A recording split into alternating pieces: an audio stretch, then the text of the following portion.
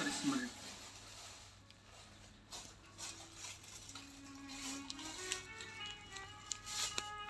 People के वृक्ष में 52,000 ब्राह्मणों का वास होता है। ब्रह्म पुराण कह रही है, पढ़ो, निकालो, स्मरण करिए। मछली को जल प्रिय है, पक्षी को वायु प्रिय है, और मेरे महादेव को एक लोटा जल प्रिय है। शिव को कुछ नहीं चाहिए तुमसे, शंकर तुमसे कुछ नहीं चाहता, उसको चाहिए ही नहीं।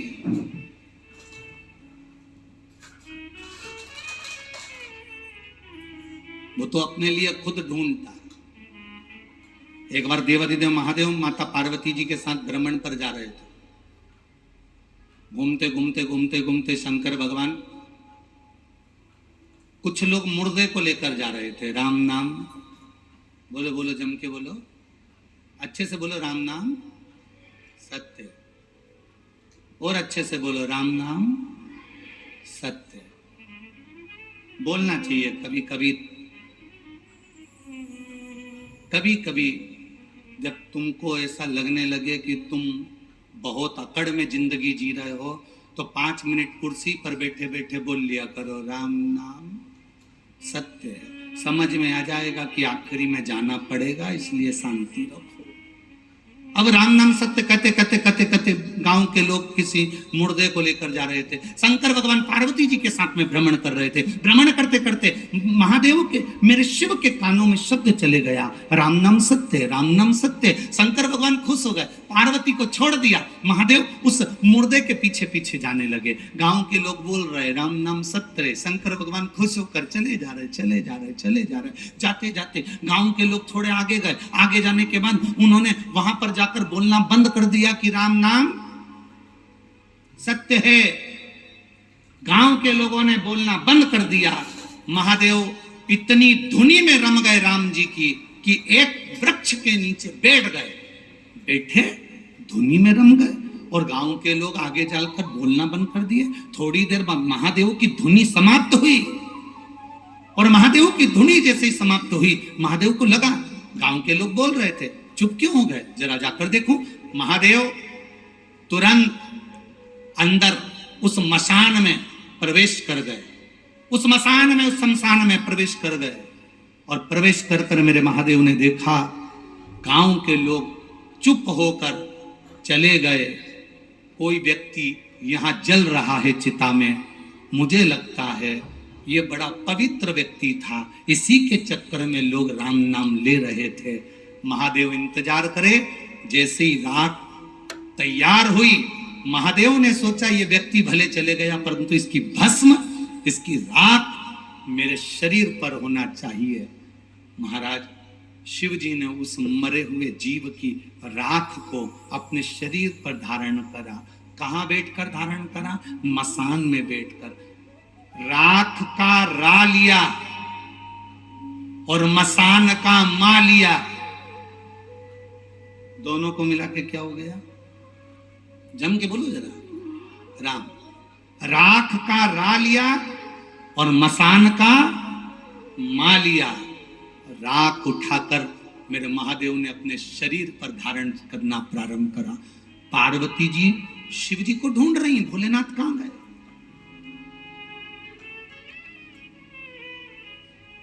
मेरे शंभु, मेरे त्रिकालदर्शी, मेरे कैलाशी, मेरे अविनाशी शिव कहां हैं? ढूंढते ढूंढते माता पार्वती शमशान में पहुंच गई। और शमशान में जाकर माता पार्वती जी ने जो देवाधिदेव महादेव को देखा, आज तो मेरे बाबा राख लपेट कर बैठे हो। शंकर जी से पूछा, ये राख क्यों लपेटी? शंकर भगवान बोलते हैं, ये राख नहीं है, इसके पीछे चलने वालों ने राम राम कहा था, तो इसकी राख में भी राम समाया था। इस राम को मैंने तन पर लगाया था। ये राख नहीं, ये मेरा राम है, जिसको मैंने तन पर लपेट कर बैठा, तन पर रमाया। बखान क्या करूं मैं तेरे का, चपटी भभूत में है खजाना कुबेर का। बखान क्या करूं मैं राखों के ढेर का, चपटी भभूत में खजाना कुबेर का। हे गंगधार मुक्तिहार ओमकार तू, बोले ओमकार तू, आयो शरण तिहारी शंभु तार तार तू। तुम्हारे शरीर पर शमशान की राख लग जाती है तो घर पर आकर नहाते हो, और मेरे भोलेनाथ पर शमशान की राख चढ़ जाती है तो पैकेट में बंद होकर लाखों की बिक जाती है। ये महादेव है। उसके शरीर से लगा वो अमृत हो गया। शिवलिंग से राख लगी वो भस्म बन गई, शिवजी से राख लगी वो कुबेर का खजाना बन गई। जब एक राख भगवान शंकर के शिवलिंग को स्पर्श करती है, छूती है, तो वो करोड़ों की हो जाती है। और आप जब महादेव का स्पर्श करते हो तो संसार में आपकी भी कीमत बढ़ जाती है, आपकी भी कीमत।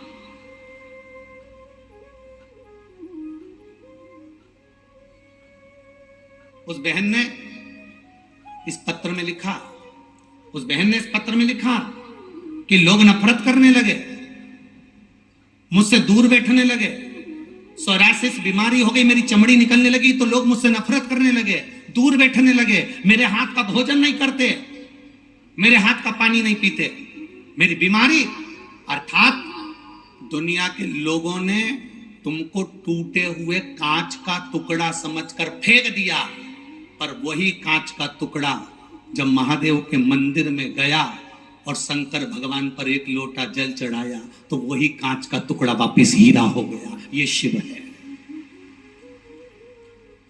वो कांच का टुकड़ा दुनिया के लोगों ने उठाकर फेंक दिया, ये कांच का टुकड़ा है, इसको बीमारी हो गई, रोग हो गया, दूर हट गए, कांच का टुकड़ा समझने लगे। टूटा हुआ कांच का टुकड़ा, जो टूटा हुआ कांच के टुकड़ों को भी फेंक देते हैं, वो टूटा हुआ कांच का टुकड़ा भी अगर महादेव के चरणों में पहुंच जाता है, जो दुनिया में ठोकर खाया, दुनिया में धुतकारा गया हो, दुनिया ने उसको लात मारकर भगा दिया हो, वो महादेव के चरणों में गया है। और गए नरसिंह मेहता, जिनकी भाभी ने गाली दी, जिनके भाई ने गाली दी, जिनकी भाभी ताने मारकर निकाल दी, वो नरसिंह मेहता रात को रोते रोते अपनी बेटी नानी बाई को लेकर अगर कहीं गए, अपनी धर्म पत्नी माड़ी गौरी को लेकर कहीं गए तो शंकर जी के मंदिर में गए। नरसिंह मेहता रात भर शंकर भगवान के शिवलिंग को गले लगाकर रोते रहे, रोते रहे, रोते रहे, रात भर रोए। मेरा महादेव सुबेरे प्रसन्न हो गया। नरसिंह तुझे क्या चाहिए? नरसिंह जी कहते हैं मैं सांवरिया सेठ को मानता हूं पर तुम्हारे मंदिर में रोया हूं, कोई बात नहीं, तुझे चाहिए क्या? नरसिंह जी कहते हैं एक बार सांवरिया का दर्शन करा दो। भगवान शंकर नरसिंह जी को नंदी पर बिठाकर गौलोक धाम ले गए, जहां दुनिया का व्यक्ति मरने के बाद बैकुंठ जाता है, भगवान उसको जीते जी ले गए और सांवरिया जी के सामने ले जाकर खड़ा कर दिया। सांवरिया जी ने नरसिंह जी से पूछा, यहाँ लोग मरने के बाद आते हैं, तू जीते जी आ गया? नरसिंह जी तुझे लेकर कौन आया? इतने में नरसिंह जी ने कहा मुझे भोलेनाथ लेकर आए हैं। सांवरिया जी ने कहा नरसिंह अगर वो लेकर आए हैं तो मैं कुछ नहीं कहूंगा, मांग तुझे क्या चाहिए? नरसिंह जी कहते हैं बड़ा दुखी हूं, मेरे परिवार के लोगों ने धक्के मारकर निकाल दिया, गाली देकर निकाल दिया, मेरी भाभी ने मुझे पानी से कड़ली रोटी तक खिलाई है, गाली देकर धुतकार कर निकाल दिया, मेरी छोटी सी बेटी है उसको लेकर मैं बाहर निकल गया, कोई नहीं मेरा, कौन संभालेगा? सांवरिया जी कहते हैं जिस शंकर जी के मंदिर में तू जाकर रोया है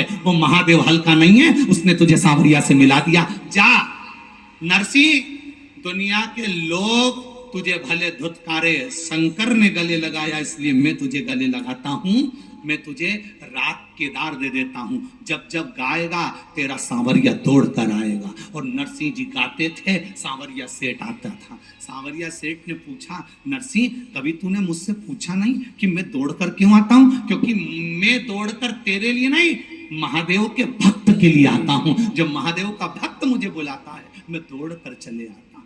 ये कोई साधारण है? साधारण? एक पत्र और देखिए,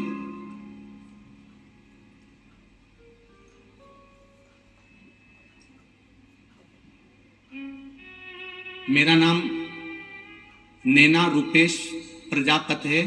मैं राऊ में रहती हूँ। मेरा मायका बेटमा में है। कहीं बैठी हो तो हाथ हिला सकती हूँ। आप ही हैं? दोनों हाथ हिला दो एक बार। मेरा नाम नेमा रूपेश प्रजापत है। मैं राऊ में रहती हूँ। मेरा मायका बेटमा में है। मेरे पिताजी का नाम महेश पटलावदिया है। मैं शिव की महिमा का बखान करना चाहती हूँ गुरुदेव। मैं बेटमा की बेटी हूँ। मेरे पेट में दर्द था। जांच कराने पर पता चला कि मेरे पेट में पथरी है और बच्चेदानी में गठान थी। बहुत इलाज करवाया पर ना पथरी समाप्त हुई ना बच्चेदानी की गठान समाप्त हुई। डॉक्टर ने कह दिया ये गठान दूसरी भी हो सकती है। हम डर गए। मेरे माता पिता ने आपकी कथा टीवी पर सुनी थी, कभी आपको नहीं देखा था। केवल आस्था चैनल पर कथा सुनते थे और आप पर विश्वास करते थे। मेरे माता पिता ने एक लोटे जल का महत्व बताया और कहा बेटी एक लोटा जल बेलपत्र वाला उपाय तुझे बताते हैं और वो कर। तब हमने वो एक लोटे जल का प्रयोग करना प्रारंभ करा। शिव जी को जल चढ़ाती, पानी पीती, बेलपत्र चढ़ा हुआ लेकर आती, खाती। खाते खाते समय निकल गया और फिर हमने वापिस पिताजी के साथ में जाकर डॉक्टर को जांच कराई तो मेरे पेट की गठान भी गल चुकी थी और पथरी भी समाप्त हो चुकी थी। ये शिव तत्व है। बैठिए बहन। श्री शिवाय नमस्तुभ्यम। दोनों हाथ हिला दो एक बार। हर हर महादेव। बैठ जाइए। ये शिव तत्व है। ओ घड़ी उसकी भक्ति, उसका भजन, उसकी श्रद्धा, उसका विश्वास, उसकी दृढ़ता आपको हार नहीं दे सकती। करो भजन उसका, करो स्मरण उसका। शंकर भगवान को जल चढ़ाने वाले को शंकर भगवान को ढूंढना नहीं पड़ता, शंकर भगवान अपने भक्त को ढूंढते हैं। ये श्रीमद् भागवत भी कह रही है। केवल शिव पुराण नहीं, अजामिल की कथा कहती है। अजामिल भगवान के भजन में लगा रहता था। अजामिल भगवान की भक्ति करता था। अजामिल भगवान नारायण का स्मरण करता था। भजन करते करते करते करते करते करते अजामिल एक बार मंदिर से निकलकर जा रहा था। किसी वेश्या के भवन के सामने से निकल गया। वेश्या पर उसकी दृष्टि पड़ गई। वेश्या की दृष्टि अजामिल पर पड़ गई। दोनों ने एक दूसरे को देख लिया। दोनों के नयन मिल गए और अजामिल अब मंदिर जाना छोड़ दिया, भजन करना छोड़ दिया, सत्संग करना छोड़ दिया। वेश्या के चक्कर में पड़ गया। वेश्या से उसने शादी कर ली। वेश्या को ही वो अपने घर लिया। वेश्या से विवाह कर लिया, वेश्या को घर लिया है। वेश्या श्रीमद् भागवत में आता है संवाद। कोई पूछे कहां से सुना दी कथा तो श्रीमद् भागवत में पढ़िएगा अजामिल की कथा। मंदिर जाता था अजामिल, भजन करता था अजामिल, आराधना करता था अजामिल, सत्संग करता था अजामिल, संकीर्तन करता था अजामिल, प्रभु की भक्ति में डूबा रहता था अजामिल। केवल एक वेश्या के चक्कर में आ गया। वेश्या से विवाह कर लिया, शादी कर ली, घर आ गए, बच्चे हो गए और बच्चे हुए। अजामिल की धर्म पत्नी उस वेश्या के गर्भ से आखिरी संतान होने वाली है, आखिरी संतान। उसके बाद अजामिल की पत्नी के गर्भ से संतान नहीं होगी। ये आखिरी संतान अजामिल की पत्नी के गर्भ में आने वाली है, गर्भ में है। अब क्या करा जाए? ध्यान देना, भजन करने वाले भगवान को नहीं ढूंढते, भगवान भजन करने वाले को ढूंढ लेता है और वही अजामिल के साथ हुआ। आप देखिए प्रभु की लीला देखना। श्रीमद् भागवत कितनी सुंदर वर्णन कर रही है। प्रभु की लीला का चक्र चला।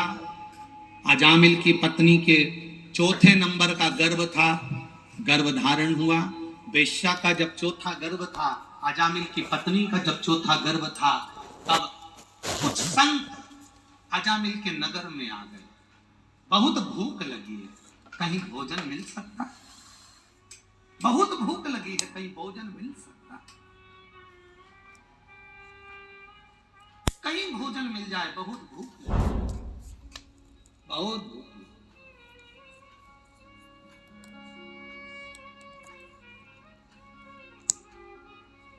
बहुत भूख लग रही है, कहीं भोजन मिल सकता है। कितना कितना पुकारा है, कितना।